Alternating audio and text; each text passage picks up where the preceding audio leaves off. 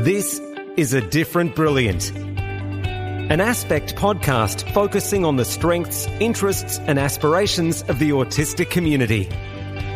Open, authentic and engaging conversations about autism. Made for autistic people, parents and carers of children on the autism spectrum. Welcome to A Different Brilliant.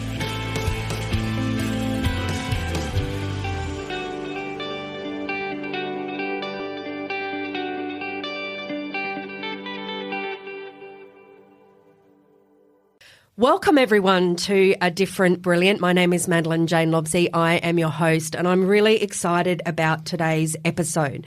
Today we are going to explore loneliness, and we're going to explore it in a very particular way. That is, we're going to talk about the global nature of it, that this is a global issue and it is affecting everyone.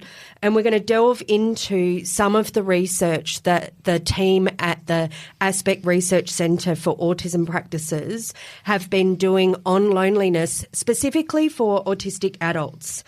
And we're going to try to debunk some of the common myths. And then we're going to hear from someone who is a parent of an autistic person and also from someone who is autistic. And we're going to discuss approaches, including how do you create connections and redefining social goals for neurodivergent individuals and move away from traditional expectations. This is one of my favourite things we're going to talk about. Moving away from traditional expectations like taking turns or making eye contact. So I'm very, very excited to be joined today by three guests. The first person is Abbey, and Abbey is a research fellow and educational psychologist at Autism Spectrum Australia.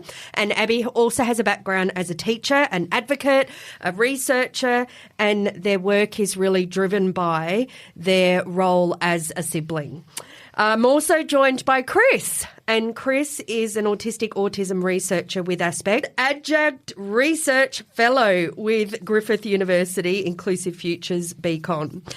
He also serves as on the executive committee at the Australasia and non-executive director at Empower Autism, which is an extraordinary Queensland organisation. And I'm also joined by Leah, and Leah is an occupational therapist, researcher, and currently working as Director of Allied Health and Clinical Governance Consultant for a disability organisation. Leah is also the co-chair at the Ending Loneliness Together Lived Experience panel, has 4 children, and their youngest is autistic and they attend the Riverina Aspect School. So, as you can tell, we have a wealth of knowledge and experience with us today. So we're going to start with maybe a simple question. And I think I might start with you, Abbey. We'll start with you.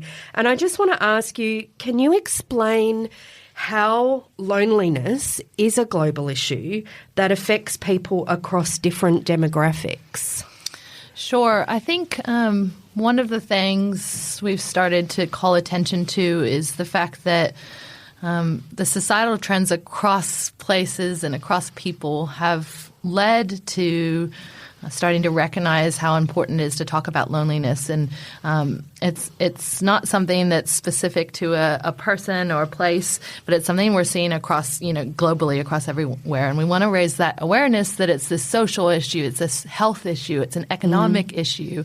It's got all these different implications, and it's related to things we already know a lot about. It's related to things like anxiety and depression and cardiovascular disease and obesity and things that we know are really bad for our bodies and for our society and for our economy.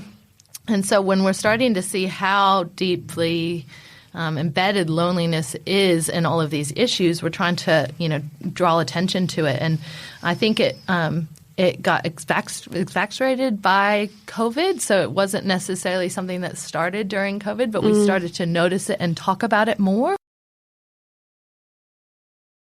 And yeah, so look, it's a global issue, and like you say, it does sort of hit every demographic and every place in the world, but I know that you've been very specifically looking at it with a particular community. In all of the research that you've been doing, what have you discovered? What are the unique experiences, I'm going to say, with loneliness in autistic adults? Well, like we mentioned before, we just said this is a global issue, right? It's affecting all people. But one of the things that we're noticing is that certain people are more at risk, and autistic people are one of those groups that's more at risk for loneliness. And I think that has to do with the fact that what we know about loneliness and what we know about what helps loneliness is based on this really rigid societal norms of creating connection. So we know that people are lonely, and then our go-to is to create these, to encourage people to create connection in a really rigid way, which is make some more friends, make some more connections at work, get in a relationship, get married, have these really rigid social connections. Try a new hobby, try a new activity, go somewhere new. Yeah. And all these things are evidenced to reduce loneliness. But for autistic people, those rigid societal expectations and ways to create connection aren't going to work. And we already know that we have to think about connection differently for autistic people, that some people will want to seek more connections in their life. Some people won't. And Chris will talk about the myths here in a minute. But, for our team, it was really important to add some more evidence to what we know about loneliness for autistic people, knowing they're going to be – already we know they're at a greater risk for mental health challenges. They're at a greater risk just as a minority in society. So we wanted to know kind of what was really having an impact on loneliness for this specific group of people, knowing it's global and knowing everybody struggles with it. We knew autistic people wouldn't be any different. They're going to be struggling with it. But how to help them, how to support them, how to help them create connection, we were going to have to think about really differently. Yeah, man, my mind's going a million miles an hour because you've said so many things in that last few sentences about, I don't know, there is a greater impact, I think, if you're already challenged by connection with people, or you're already challenged by, it could be communication, it could be connecting with people, and then you add isolation, and then you add trying to do it the way everybody else does it. You end up with a bit of a hot mess for people. Yeah. So I think it's really critical, the research that you're doing, that I guess gives the facts for what people are experiencing. Right. And I think, what, Chris, you can talk to in a second, but I think what's really important is that the reason we felt like it was critical to shine a light on loneliness for autistic adults was because these myths around the fact that autistic people like and want to be alone. And that's, I think, you're prepared to talk a little bit about so that. let's go into that then, Chris, about those kind of myths. What are they? And I think one of the biggest myths is that autistic people want to be alone. And I mean, I know for me, as soon as we're done here, I'll definitely want to be alone. But many of us desire social connection, and I guess that myth of wanting to be alone, it's a myth. It's not accurate. Many of us want those connections. Many of us have difficulties forming those connections and maintaining those connections, and that's what leads to that increased risk of loneliness and social isolation. And it's also that belief that autistic people don't experience loneliness the same way that non-autistic people do, but it's more that we actually experience loneliness more intensely than non-autistic people because of these differences, because of these problems with society. Mm. Yeah. I mean, I've just heard myself in everything that you've said, and I guess the thing I heard newly was it's not that I want to be alone, it's that sometimes it's a necessity. Like it feels like a necessity, like a need to, I guess, decompress or regulate or have the room to participate again. But like you said, it doesn't mean I don't experience all those things that people experience with loneliness, about, sadness or feeling like I don't connect with people or being not normal. Yeah, and our actual research is quite statsy, and we're definitely not going to talk about that because I don't even understand it. But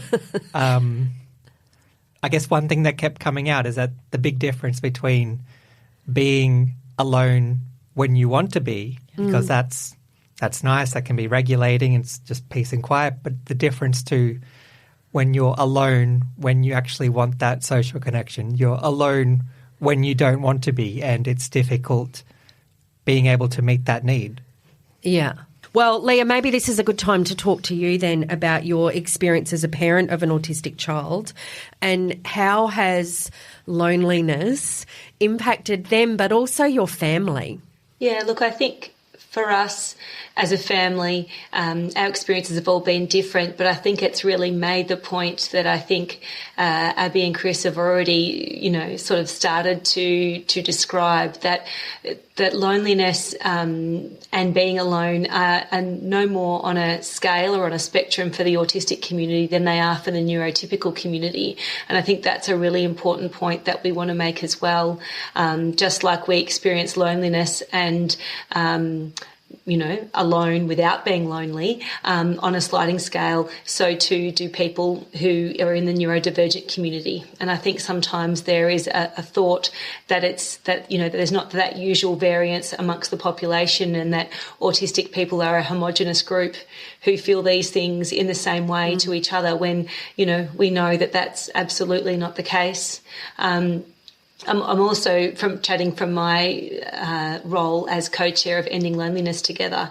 We have several neurodivergent adults on that panel, and their lived experience is no different to our lived experience as neurotypical people in the world. And I think that's a really important point to make and to emphasise. I like the way you created it like a spectrum, like there you can sort of slide all the way from all of those places, from the love of being alone all the way to the detrimental impact of loneliness. And I think probably to touch on a myth that I've seen perpetuated in the media quite a bit recently is that, people talk about, I haven't got time to be lonely. I've got so much to do. And I think probably as a busy mother of four, I find that myth quite frustrating and unhelpful because there are many times that I'm really busy and surrounded by people, but it doesn't mean that you're not feeling alone or lonely in your experience.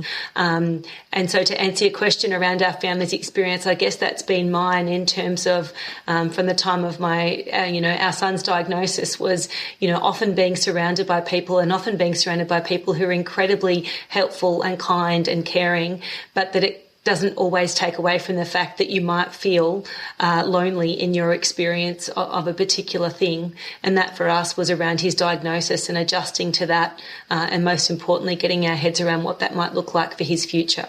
Can you just say a little bit more? Because I would say there are people listening that for them this is very much an experience that they've had. When you say loneliness with his diagnosis, was the loneliness about feeling like you didn't know other families that were going through what you're going through, or loneliness in your relationship with your child, or where was the loneliness? No, it's really interesting, question that you've asked there. I actually think I've never felt more connected to him, and I think my husband, his dad, would say exactly the same thing. It was after having had 3 neurotypical children, wondering what this was going to look like as our experiences of being his parent, but more importantly his parents, but more importantly for him, what his future was going to look like, and not having people to talk to about that who understood what our stresses were around that and what our fears were around that. And because both of us were going through it at the same time, one of us wasn't able to step into that reassuring role because we both didn't know. And so it felt, like I said, quite lonely at times. And we kind of had the blueprint of what it looked like for a neurotypical child, and what the connections were that we would seek and enjoy as parents, and the fear that, of what that would look like for our youngest, was the thing that was lonely at times. Yeah, well, let's maybe have a look at what it's like in an adult experience now. So, Chris, maybe you could talk about, your own experiences of loneliness and then, what it is to maintain, I find this a weird thing, maintain a social circle as an adult. What's been your experience? Yeah, of course. And I think social outings drain my energy quite quickly. So I'm currently in Sydney for work for 2 days, and when I go home, my plan is to not engage with anyone outside of the house for several weeks. So I do try to keep those social activities to once or twice a month. Otherwise, I think I'll just turn into a zombie where I just don't want to talk to people. I don't want to do anything. But I still have those connections over video games. So I play video games most days and nights, and I'm able to connect through my interest, and it doesn't drain my social battery as much. If anything, it recharges me from engaging with people on a daily basis. Oh, you have no idea the magic of what you've just said. It makes me want to cry for the difference it's going to make for people that hear that. Because I know that there are so many adults out there who would consider that playing video games like something that's either not social or not cool or not the right thing to do. And as parents who are constantly trying to get their children off screens, just the magic of what you've said about social activity, really, it looks all sorts of ways, and connection with people looks all sorts of ways. And for you, that's a very active social life. I guess being able to move that interest in video games and connecting with people for hours on end to moving that to the real world as well through board games, tabletop games. So it's less social pressure. It's not like we're just sitting around a table having drinks, talking, where I just want to just go home and do absolutely anything else. But it removes that anxiety of the social interaction because there is sort of a point to it. There is something fun. There is something that I am interested in, and it has that social element. But we're so conditioned to think that interactions look a particular way that you don't notice that you might not be looking at each other. You may not even be talking to one another, but there's all of this connection going on and I guess interaction and social life that may look nothing like what the normal social interaction does. Well, I think, this is an emerging research area for the autism world, but also, it's getting mixed with education and thinking about things like neuroaffirming goals and what kind of individualized planning is happening for students around social goals. So thinking about what are we asking our students who are autistic to what areas are we asking them to improve when we think about things like social goals? Are we asking them to conform to these rigid expectations of what social exchanges look like? Or are we, stepping back and being creative and thinking about how can we help this person engage in a way that they're comfortable? And, I smiled as well when I was listening to Chris I have a autistic brother, and for him, engaging in online Zoom, virtual chats is so nice because he has a lot of stress about what to wear when he goes out. And so when he's engaging virtually, he can wear whatever he wants. He doesn't have to think about how to get dressed and how to get there,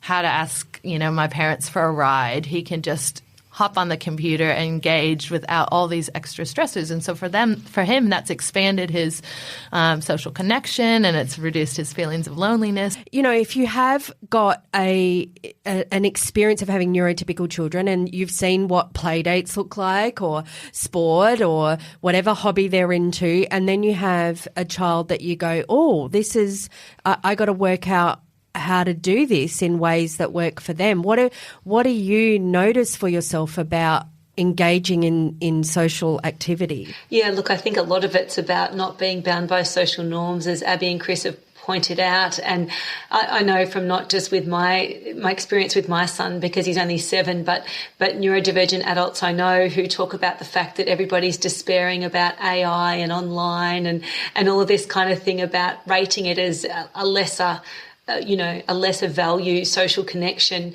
and it's not a neuroaffirming way to look at that trend or to look at that, that form of communication and connection. It's a very,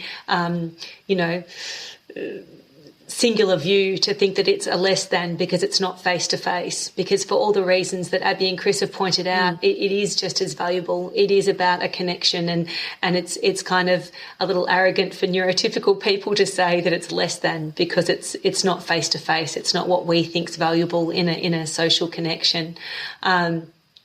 I see with my children, it's usually the activities that they would normally have made connections through aren't as available to my youngest child. So my 3 older children do lots of sport and, various activities that have allowed opportunities to make, friendships and form connections and invite them into particular social circles that aren't necessarily as available to my youngest child. And it's really upsetting in that way, because he's got no less interest in those activities and in lots of ways no less ability. It's about the social norms around who can participate. If you are, have a diagnosis and a neurodivergent diagnosis, then you're kind of, there's so many more barriers to be part of everyday activities, around and age appropriate types of things. So that can make it really hard. If we were going to talk about effective strategies about how we could cause connection or how we could combat that experience of loneliness in the autistic community, what are some of those things? Do you want to start, Abbey? Sure, yeah, I can start. And I think, when you said combating, I think one of the participants in our study called me out on saying, I don't know if I said fixing loneliness or solving loneliness or something like that. And he said, hang on, like this is always going to be an issue. I'm always going to experience loneliness. And for him, it was about reducing loneliness. So how can I help reduce my feelings of loneliness and find those social connections that work for me? And I think that's really critical. We're still building the evidence around what works to reduce loneliness for autistic people, specifically autistic adults. But one thing that we do have some evidence from, there's a researcher, Dr. Conna Grace, who's done some research with ARCAP, and she is pointing to really the importance of considering camouflaging and masking. So autistic people who feel like they have to change the way they're acting or act more like others when they're out, the feelings of intense loneliness during those camouflaging or when they've got a mask on may be one of the kind of the target areas for reducing loneliness. So if we can get people surrounded by social connections where they feel like they can be themselves, they feel like they can remove that mask, they don't have to camouflage, we're going to have a big impact on their overall feelings of loneliness. And her research, wow. Yeah. I can't fathom not masking. Yeah. Right. But I think it's absolutely. I think it's helping people find those times when they can. Right. So whether that is with a partner, whether, Dr. Grace talks a lot about non-human connection, whether that's getting pets, being around pets, whether that's online friendships, like you've talked about, Chris, where is that place or who is that person or what do those social connections look like when you don't have to camouflage? And so that's a place to start, I think, for people to start answering that. That's an individualized question, right? That's not something we're going to be able to answer for all people. But I think that's a good place to start. Yeah. Yeah. Did you want to add anything to that, Chris, about your experience of, I guess, masking maybe, or what it's like for you when you don't have to? I guess just thinking back to the barriers that society is creating, if you're not looking at making things better, if you're not part of the solution, that means you're probably part of the problem. So like these organisations that are putting in, say, autism-friendly initiatives, they're part of the solution. They're contributing. They're helping people drop that mask. Like I purposely go to services where I can book an appointment online rather than having to call up and talk to someone over the phone. So if the service is more accessible, if the service is more inclusive, then you're letting me be more authentic. You're probably going to get more business from me and probably others as well. I really love the thing you just said about you're either part of the solution or part of the problem. Is there anything you want to add, Leah, to what we're talking about? I can see you nodding your head I'm just like furiously crazy. agreeing with Abbey and Chris, but I guess what I would add too is a neuroaffirming approach is better for everyone anyway. I mean, I think it's the ability to be genuine in your interactions and not have to second guess things before they come out of your mouth. That's better for everybody in the long run, regardless. And I guess a little plug for Aspect School here would be that, my son is in a class with 5 other kids who are just like him in so many ways, but also different in lots of ways too. But I talk to friends who've got kids who have autistic children who are at mainstream schools, and they come home so much more exhausted than I know my son does because of every day that continual wish to conform. And it sounds like a strong word to use, but it is in fitting in and in following rules that don't necessarily make sense. I mean, why did we decide that you need to sit at a chair with your feet flat on the floor? I mean, I don't know who came up with the rule, but it's literally painful for a lot of kids and probably a lot of adults, I'd assume. So I think being neuroaffirming in the way you interact is good for everybody. It's not just good for autistic people. It's helpful for all of us because it's kind and it's inclusive. I think the other thing that I would say around combating loneliness, as to your question, is that understanding that particular things are more likely to, evoke loneliness. And one of those would be changes and transition. I don't think there's a lot of awareness yet that, a young adult leaving school or, trying to get a job or losing a job or losing a special person in their life when they have only got 1 or 2 people who they feel really get them, how really vulnerable those transitions that we think as normal life stage transitions can be for an autistic adult, a child as well. But in this case, we're focusing on the experience of adults. And I think it's a really something to be aware of, because I think it's a strategy in and of itself to understand that those changes and transitions are points of vulnerability in someone's life around loneliness. Yeah, I just had an absolute epiphany out of something that you just said, which I think's a really good one. I don't know, maybe I'm slow to the game, but I literally just had this picture of loneliness being when you're separate from people. But then I was thinking about, you said, well, hang on a sec, I'm with my family and I've got loads of people and I feel lonely. And then you said some of these big things like transitions can be triggering, for loneliness. And I suddenly thought, oh my goodness, loneliness is really connected to nobody gets me, nobody understands me, nobody is experiencing my experience. And you could be really actively in life with loads of people and feel that. Absolutely. Some of the participants, when we were early in our research, we spent some time talking to autistic adults about loneliness, and we would say things like, how would you describe loneliness, or what is it like for you to be lonely? And a lot of their experiences and what they shared with us were about that feeling of otherness, and especially the tricky part of finding people that not necessarily share their intense interests or their interests, the things that they're really into, but can allow them to be in that space where they're talking a lot about their interests or engaging in their interest, and the other person be with them in that.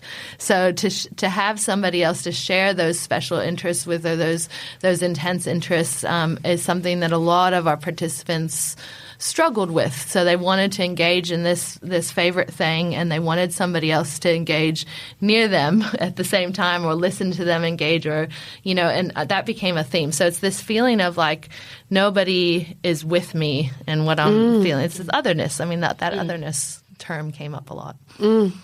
I know of a great organisation that is creating like an online connection for people. So it's sort of like a Facebook, except it's not, right? It's specifically for the autistic community. And part of the way that they've created it is that you put on there things like your special interests. And I don't know, if it happens to be capybara, animals or whatever that is, that you find the other people on there that love that. Yep. And simply, even if they're just texting back and forth about their favourite subject, the difference that's making. And I remember one participant said, I think her special interest might have been in a certain animal, and she said, my best friend doesn't love that animal, but she lets me talk about that animal as much as I need to or want to. And she said that's amazing for her, like to have someone that she can engage with about that interest. Again, it doesn't have to match. It doesn't mean that other person loves that animal as much as they do. But I think it's just, again, it's removing that camouflage. It's not camouflaging, removing the mask, and not having to save that for their quiet time by themselves. Getting to do that with somebody else and not think. Okaying things like stimming in public when we need to self-regulate, all those kind of things will just help to reduce those feelings of I've got to act like something else or someone else. Then how do we shift social goals, for that will better accommodate neurodivergent individuals? And why is it so important to do that and reduce feelings of loneliness?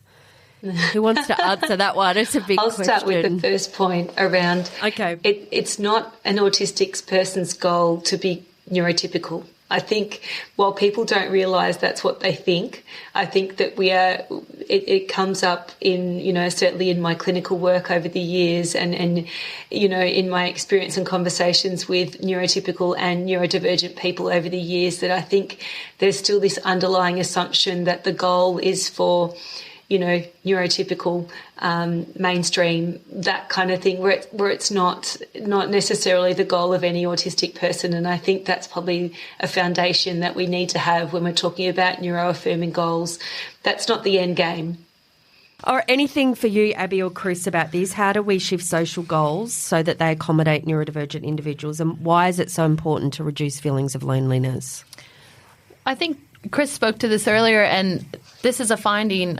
I mean, I can't tell you, this is a finding in all of our studies, no matter the topic. It's get the emphasis off what that person can do themselves. So instead of turning to that person and saying, well, you need to go create more connections, or you need to do this, or you need to do that, it's thinking about what we can do as a society to raise this awareness of the importance of neuroaffirming behaviors, and what can we do in shops, and what can we do in community areas, what can we do at schools, what we can do to make people feel more safe being themselves.